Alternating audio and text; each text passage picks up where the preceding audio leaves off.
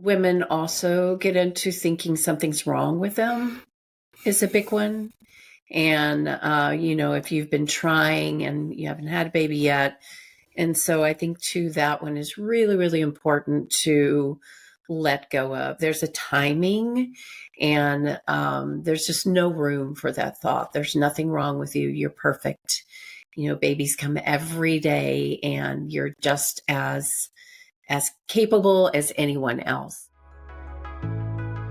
Welcome to The Way of the Muse, a podcast for women who want to create richness in every area of their lives, from business and career to lifestyle, relationships, family, purpose, and fulfillment. I'm Gigi Sage. And I'm Makena Sage. We're a mother-daughter coaching team, and combined, we've spent over 4 decades helping people create their best and most fully expressed lives. If you're ready to step into your bigger dreams with ease, fun, and flow, you're in the right place. Let's get into the episode. Welcome, welcome. Welcome. I was like, we're back. What's a new way of starting the podcast? Yeah. I'll leave that up to you. Yeah. Very soon for us, we're starting to double record so that we can have some of these episodes stored up so you can get both of us instead of needing to go back and forth sometimes when we're traveling. Yeah. So here we are recording an episode that I have been wanting to record since before we've had a podcast even. This is something that I just have always thought, if I could just get Gigi on audio or video to talk about this topic, it would be such a gift, because there's so many women I come across that I want to share this with. And you have a unique perspective that I think not only do I think is powerful, but I've really seen you help so many women with this, whether friends, clients, all kinds of people. So we're talking about getting pregnant today.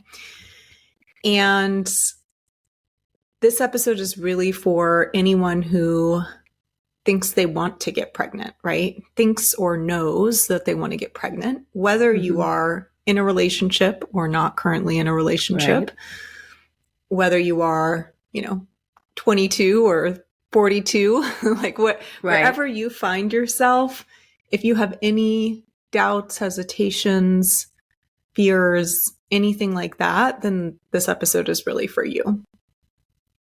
Yes. So, yeah.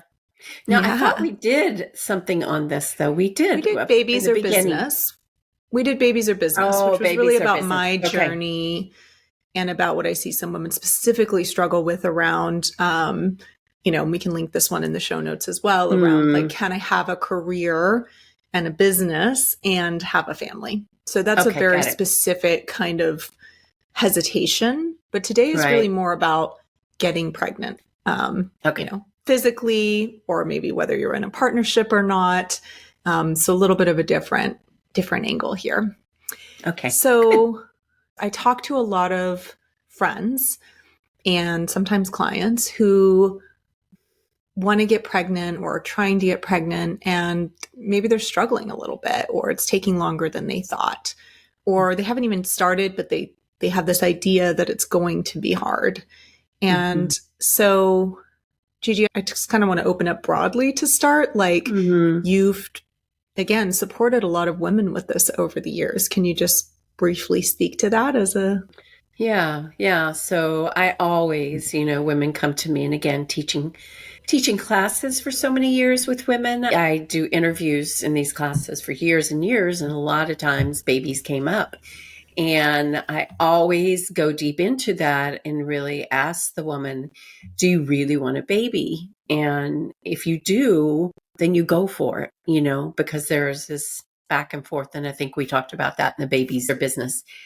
And I so many times have seen that, as you said, there's a desire and then there's a hesitation because there's a fear they won't be able to get pregnant, or maybe they've been told by a doctor that it's too late, or, oh my gosh, don't even get me before. Don't get me started on that. Yeah. Because I think, great. We have to go to the doctor and we have to see how our bodies are and everything, get a checkup.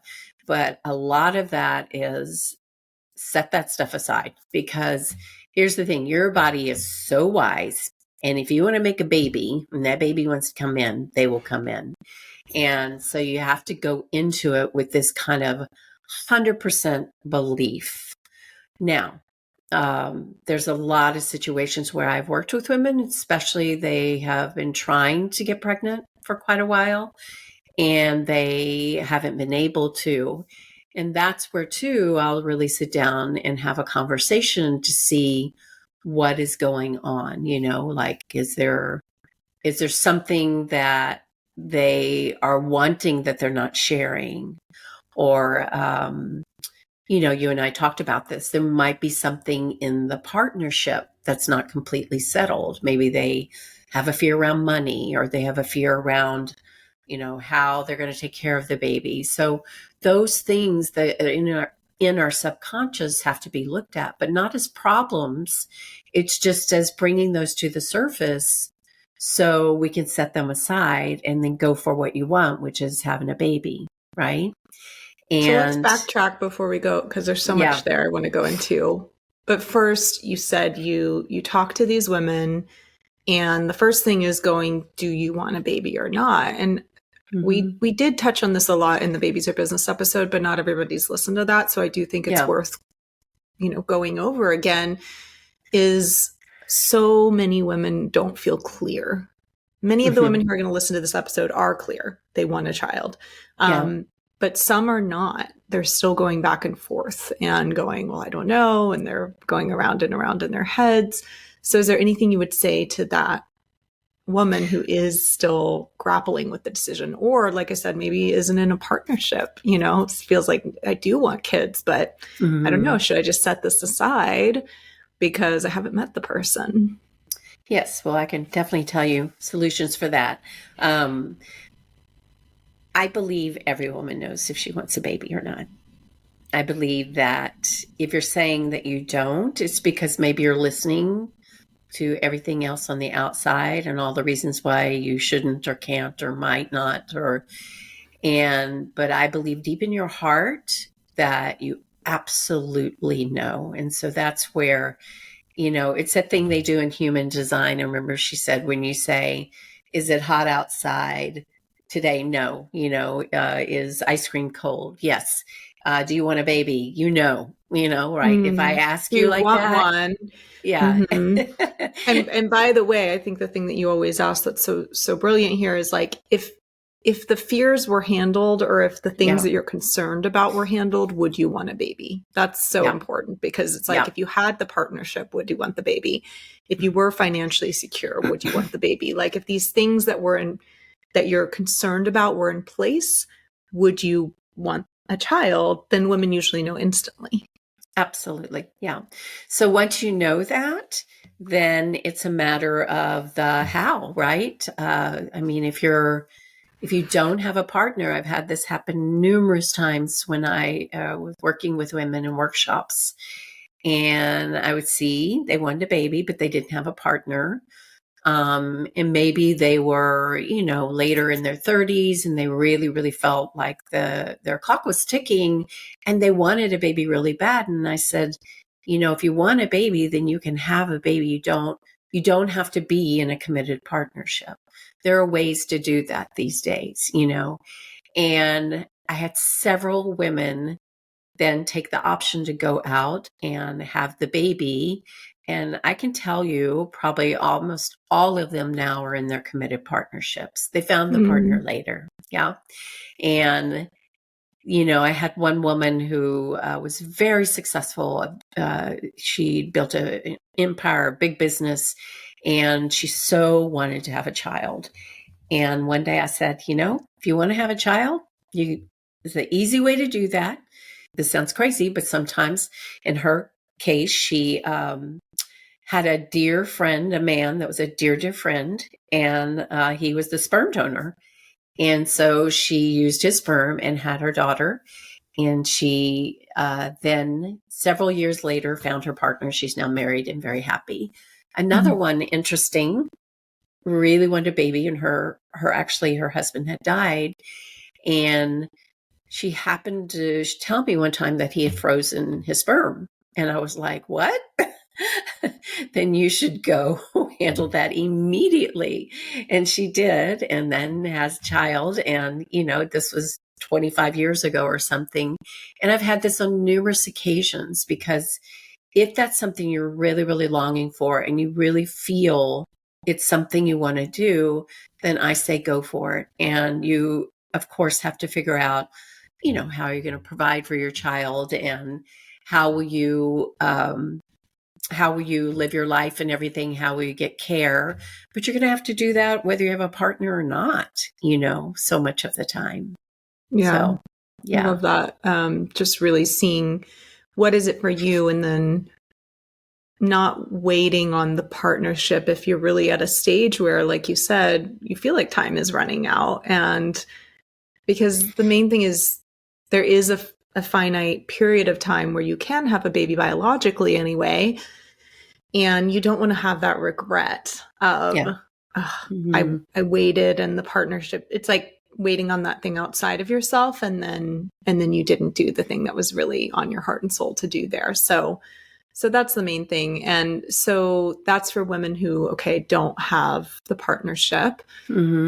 What about for women who, I think we've covered this, but is there anything else for women who are just on the fence? So we said the question is, if all these things you were concerned about were handled, would you want a child? Is that basically what it comes down to? I think so. I think and then you say yes. And, when you say yes, then you can also do what we talk about with, like, create a scenario. Okay, if I do want a child, how do I want to do this? What's the time frame?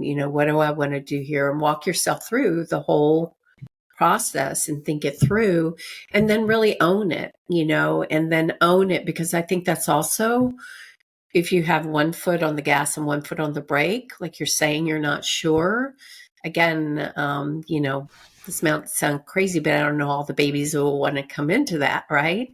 If you really, really know you want one, and you open up and are open to having that baby come through, then it's just such a different way you're being in the world, and just such a different way in the relationship with your body in terms of becoming pregnant, if that makes sense. That's an interesting point. You could look at that from many different lenses. Some people would call this too woo or out there, but you're talking about it from the sense of, like, maybe the spirit of the baby wanting to come through, but also there's the biological part of this where our minds and the mind-body connection is extremely powerful. And if you are hesitant or you're going back and forth, you're sending mixed signals to your body.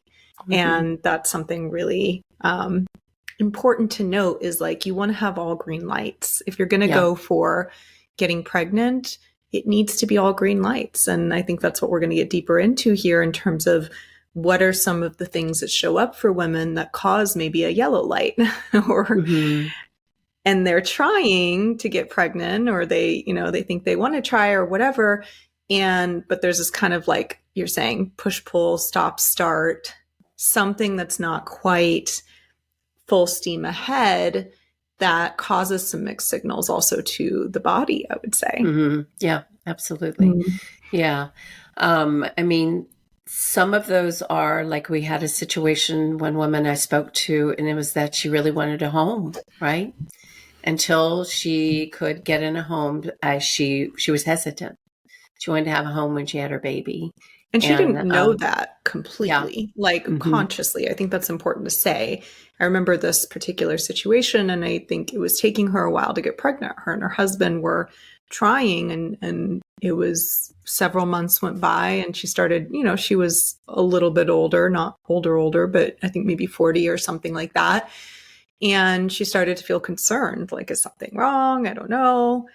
But I believe you had a conversation with her. I can't remember, but ultimately what you found is that when it came down to it, she didn't feel totally sort of stable in her home environment, or insecure, because that's so much for women, is we need that feeling of security in some way. Yeah.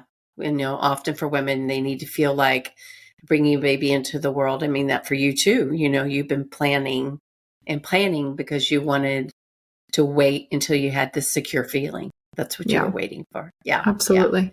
Yeah. Yeah. And as soon as she and her husband bought a house and moved in, then they were pregnant a month or two later. It was very, very quick. And that's a great one. Yeah. To really look and see, like, is your home environment, or like you said, your sense of stability, what gives you that sense of stability? Probably there's a financial component for some women as well. Absolutely. Yeah. Yeah. A big one of being hesitant because they're worried about being able to take care of their child, or maybe their partnership, maybe the partner, they both have been earning, so they want to take time off.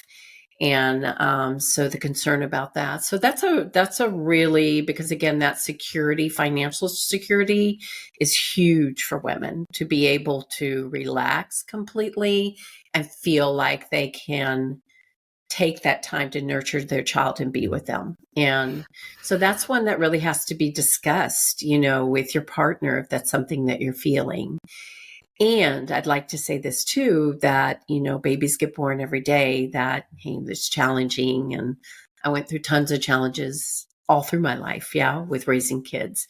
So there's no way to plan things that they're so perfect that they're always going to be perfect, So there's some of that, trying to control the outcome or the way it happens is also will control you, that makes you uptight.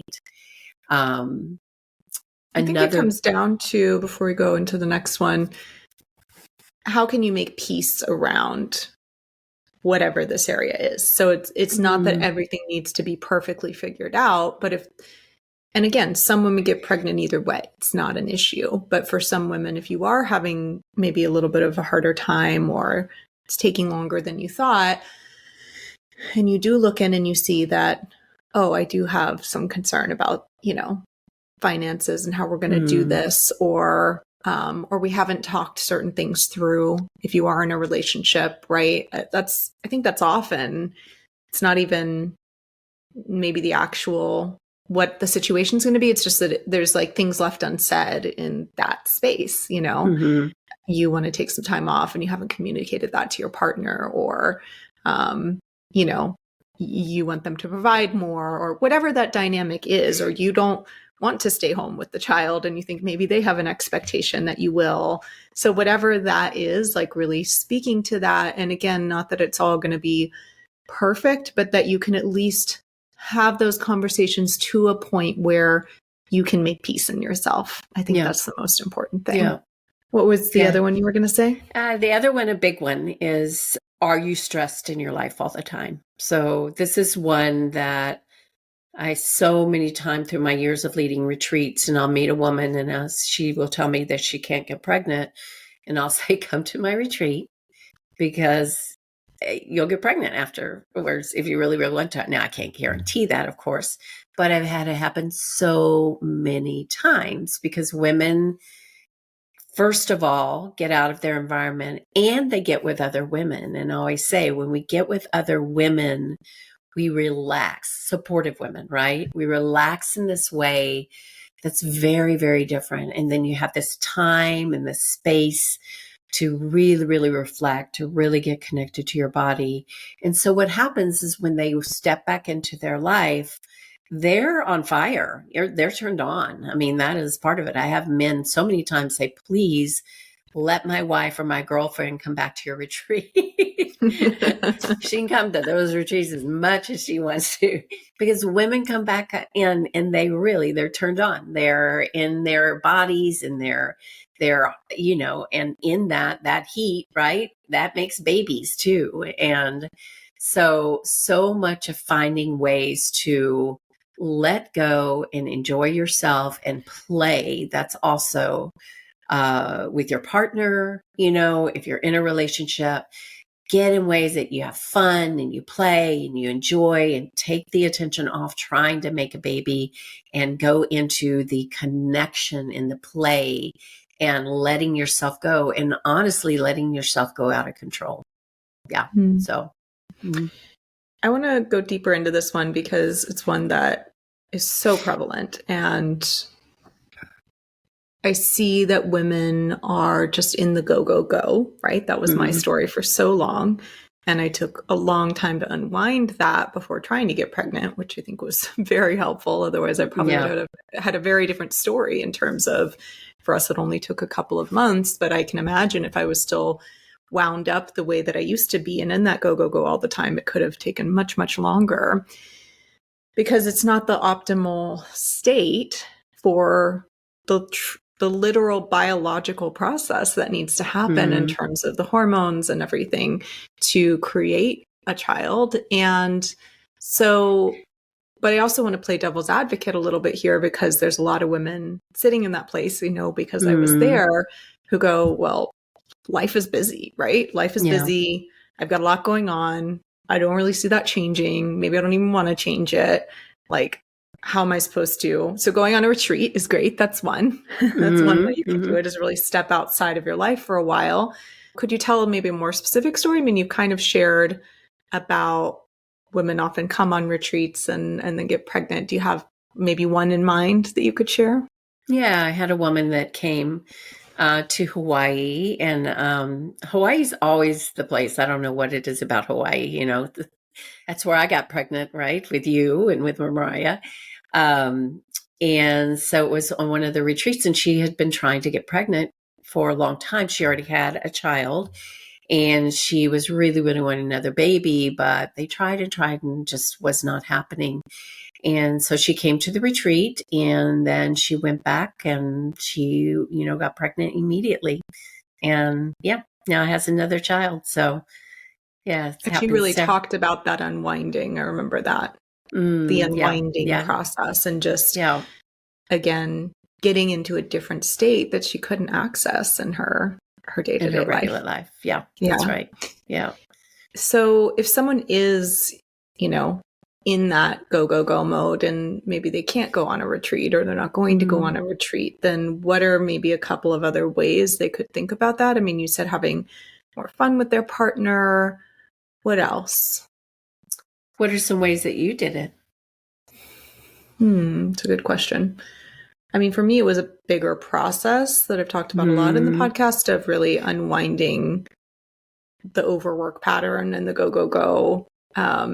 Of course, I tap into that sometimes and I enjoy, that energy and being effective in business and going for things. But I saw that overall, it wasn't something that it wasn't the state I wanted to be living in most of the time. And for me, it was really detrimental to my health. And so how I shifted that was shifting the way that I approached my work, the way that I approached my life, having more space. What else did I do?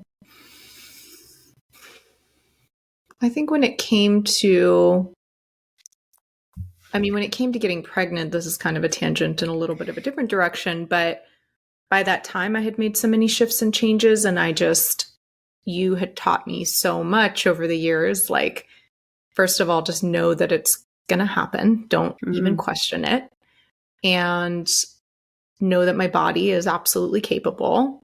Don't overanalyze. I mean, I would have been the queen of overanalyzing if not for your influence in my life, because I'm that kind of person. I would have gone and tested every little thing.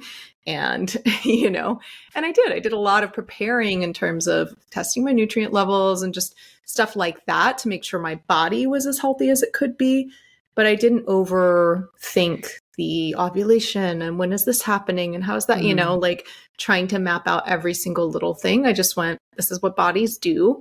And of course we're going to make love and, do that regularly and really have some intentionality behind this, but also have fun with it, and not make it this like chore, because I think that's what I see, especially if you've been trying for a while and it's not happening, is that people get into it being like this chore. They get into it being, oh, we just got to do the thing, it's time. It's one of the days. Right. And we didn't bring that energy to it. Of course, some days we were like, well, we don't really feel like it. But I really tried to, even on those days, slow down, take our time, enjoy ourselves.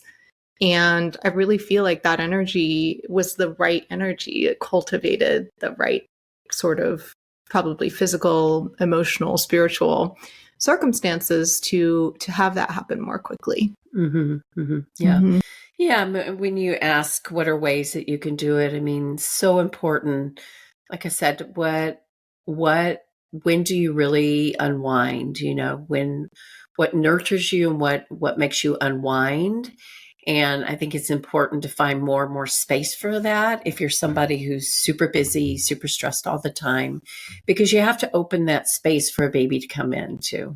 That's the other thing, is to the space in you to feel also like you have time to have a child, right? And so that is, and then also spending time with your partner in such a way that it's dedicated time of play, touch, and it's not, again, trying to get to a result, but it is enjoying each other in such a way that you enjoy your lovemaking, you enjoy your touch, you enjoy the time, because what that does is that builds this connection and also heat, like I said. And for a woman, the whole thing about, um, making love and really enjoying it is how much heat, how turned on are you. So finding things that really turn you on. What are the touch or the smells or whatever it is, and really using your extra time to play around in that world, I think is hugely important. Yeah, like you're saying, what's pleasurable for you, what relaxes you. It might even be just taking a bath or, going for a nice walk, getting yourself into a different space before you and your partner connect to make love. Yeah. Bringing more of that energy to it. And I think going back to some of what we were talking about before with sort of the green light, yellow light analogy, is there could also be this process before, trying to conceive, of really asking yourself, is there anything that's making my internal light yellow or red versus green? Yeah. Right? Is there anything there for me, whether that's, again, conversation that needs to be had with my partner, or I do feel really stressed, or I don't know if this thing's going to happen, or this is one we could talk about maybe next, is somebody, I heard a story, or I've heard some stories that people had a hard time getting pregnant, and that's like stuck in the back of my mind. Or one woman I just talked to the other day is in her late 30s. There's no reason to think she couldn't get pregnant. She, with her second, she has one already, but some doctor told her, no, you need to do IVF. Yeah. Right. Yeah. Crazy. And it was like stuck in her mind. And I said, like, put that out of your head. If it comes down to it, great, fine. But there's nothing pointing to that would be the case.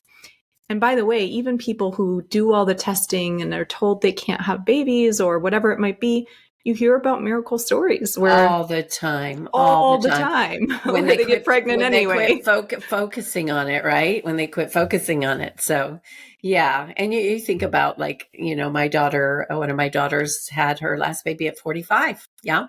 They never did IVF. And I mean, they had some time. They tried for a while, but they did it and they have their baby. I have raised you all because for me, the part of pregnancy and babies was easy. And so in that, I think part of my gift is I'm naive in a lot of ways, in a lot of areas. And I just don't listen to what other people say when they have all these stories and everything. So I never think that I can't do something. And there's a gift in that. There's also, a not gift in that too. So I think it's worth saying, because if somebody's listening to this episode and they've never heard our podcast, they don't know that much about who you are. So obviously you're my mom and also have 5 children, starting from the age of 18. You were pregnant with your first to 38, right? So over 20 years. Yeah. And you are this unique case in the world, this unicorn who just never thought anything of it, right? Had relatively easy pregnancies, births, breastfeeding, all the things. And in one way, people could look at that and go, you're so lucky. And maybe you are, And in another way, I think there is this piece of, like you're saying, almost, it's almost like the naivete, but it's almost willful naivete. Yeah. Like you just were like, I'm just not going to listen to what anybody else says, and I'm just going to believe this is going to be fine and easy. Yep. And it was. Yeah. Yeah. Yeah. So in that, it's again, we often talk about on this podcast, the mindset or the collective beliefs, and what are you listening to and what are you buying into there and what are you letting influence the way you think? Because if you're doing that, then that's sending mixed signals, or that's sending some kind of information to your body that says, this is going to be hard. And if you keep telling your body it's going to be hard, it's going to probably listen. Our bodies are very adaptable and intelligent in many ways. I think it's important too, just to mention that, if you are someone who is listening and you had a difficult birth or a different time, it's so important not to share that information with women that are trying to get pregnant and with women that are having babies. I think that's something that we do because we want to connect and talk about our experiences. But I think it's really, really important to be sensitive to who you're talking to and what they're going through, and to be very, very careful not to put those kind of ideas in, and it's too bad that a lot of times, professionals aren't sensitive to that either, just how much we influence people by what we say and what we tell them, the hard times that we had in this situation or that situation when they're on that path or journey to try to get pregnant or, something like that. Yeah, So that's an interesting thought. And it's not that we're saying don't share anywhere, because of course you need to share and you need to process, and you could do that with friends who are finished having children, or you could do that with, older, wiser women in your life, or a therapist or whoever. There's places to share, but it is, I agree, to be sensitive to if you have friends in your life who are maybe going to do that in the future or on that journey right now. We were just in our class last week in New York, and the women started talking about some of their birth experiences and things like that. And I just said right away, if there's any not positive experiences, please let me know. I'll leave the room, because I am only open to hearing positive experiences right now, because I'm in this vulnerable time of about to have my first baby. And, what I input into my brain, I know is so important. So that's a really great point. And, so you also have the power, if you're sitting with someone, to say that, and not in a harsh way or something like that. But, I so appreciate you wanting to share with me. And I just have to ask before you go into your story, if it's not super positive, could we table this? Could you maybe share it with me another time? I just know I'm really sensitive at this time, and I want to make sure that I'm only inputting really positive stories. So people will get that, I think. It might be a little like confronting them for a moment, but there's something in us, like you said, that women, when someone's pregnant, we all want to share our experiences and our stories, and maybe we think it's to support them in some way or just to relate to them more. But it is great to be aware, whether you're on the giving side or the receiving side, of what's the impact of that going to be. So tying this all into, again, the sort of green light, yellow light, red light, is there anything else you see, Gigi, with people who are trying to get pregnant, who know they want kids, and maybe it's taking longer than they thought, or they have some, hesitations? We've talked through a lot of different things here. Is there anything else you see that might cause a yellow light, consciously or unconsciously? We've covered, I think, feeling safe and secure in terms of your environment, in terms of financially, as much as possible, at least like putting that to rest. Really looking to see, are there any other conversations you haven't had with your partner, if you are in a relationship, that need to be had to sort of give you that full, clear green light? And we've talked about what are some of the things that other people have told you, maybe stories you've bought into in terms of what your body's capable of, or getting pregnant at a certain age or something like that. I feel like we've talked about a lot of different things. Oh, relaxation, right? And how important that is. Yeah. Anything else you want to share? I think women also get into thinking something's wrong with them is a big one. And, if you've been trying and you haven't had a baby yet, And so I think too, that one is really, really important to let go of. There's a timing, and there's just no room for that thought. There's nothing wrong with you. You're perfect. Babies come every day, and you're just as capable as anyone else. And so I think that's really, really important, because this, people, women, if they've listened to other women, or they see everyone else getting pregnant and they're having a difficult time, it's really easy to start turning inward on yourself and making yourself wrong somehow, or making yourself wrong for your partner, that it's your fault or something like that. So I think that's a big one too. Yeah, I agree. And I do think it's important to probably mention miscarriage here, because a lot of women go through that, whether they haven't had a baby yet and they have a miscarriage, or multiple miscarriages, or they've had a child and then they try again. And, it doesn't go to term. That's a really difficult thing. And I think that's where some women really start to create this belief, or start to think about themselves like, maybe I'm not capable, or maybe there is something wrong with me, or maybe I am too old now, or something like that. Is there anything you would say to a woman who's going through that?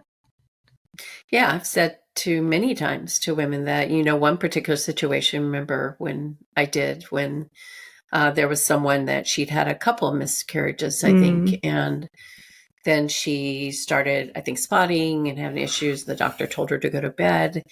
And I told you I want to talk to her.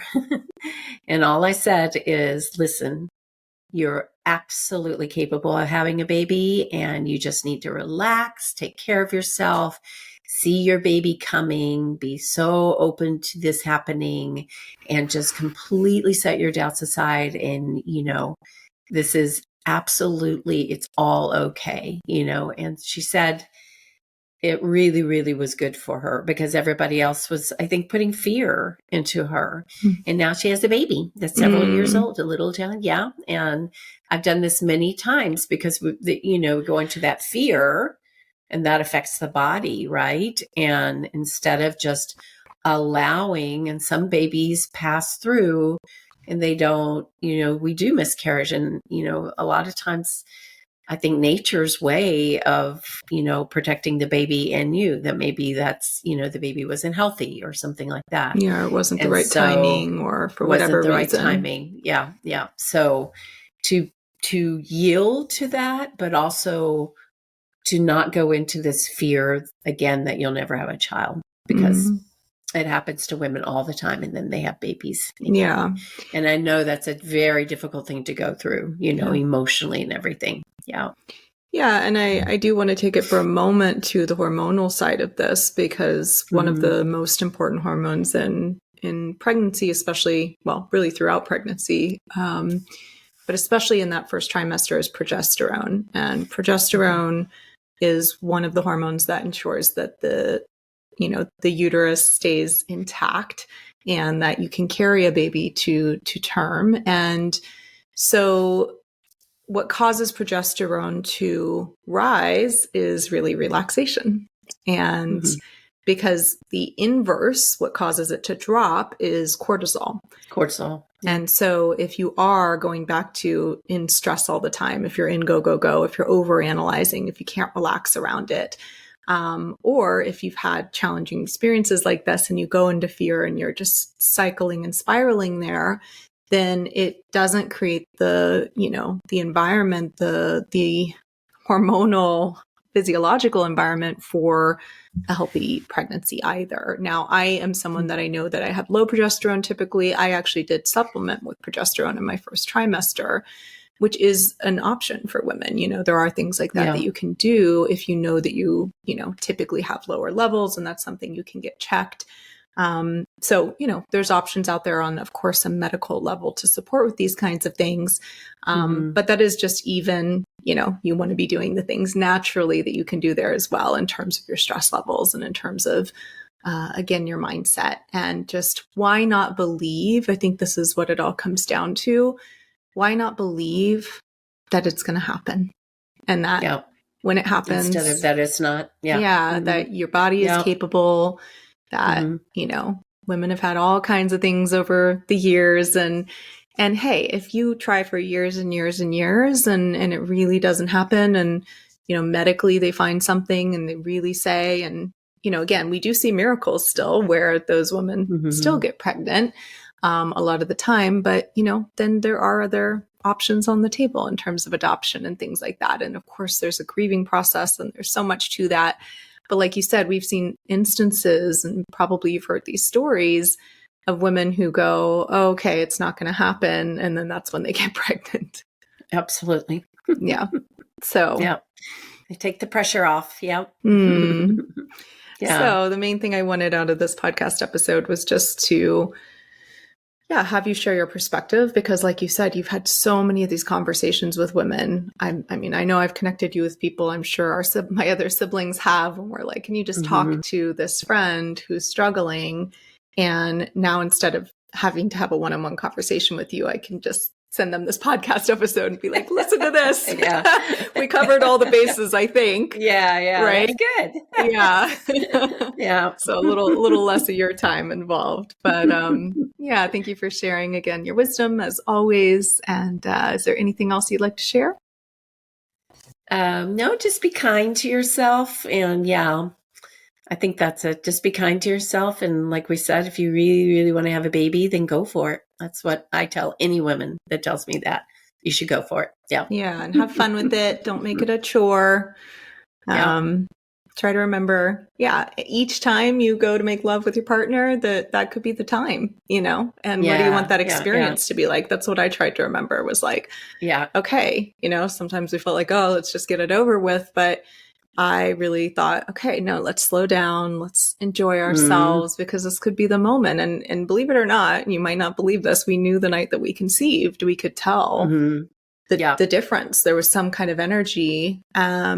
It was like Sonny says he felt the spark of life, it was like something happened there. And we were able to verify that by the exact due date, and the way they calculated all that came down to the night that we thought we had conceived. So that's kind of cool, right? To just like be like, we knew that we were in that energy and that something was different there, and it was a really beautiful experience. And so to have that in our hearts, instead of just like, okay, we got to get this over with. All right. Well, we'll talk to you all in a future episode. Again, as I said last time, if there's a woman in your life who needs to hear this or who would really benefit from this, please share it with her. It's one of the greatest gifts we can give someone, is to pass on this kind of information, because if they're struggling and, they're really having a hard time with this, or going back and forth about whether they want a child in the first place, then if this could help them, that would be such a huge gift to them. So please share. And we'll see you in the next episode. All right. 2 more babies in the world. Yeah. All right. Bye, Gigi. Bye. That's our episode for today, but let's not make it the end of our love story. Be sure to subscribe to the podcast and think of some women in your life you'd love to share it with. And if you want to learn more about our events and programs, visit wayofthemuse.com. See you next time.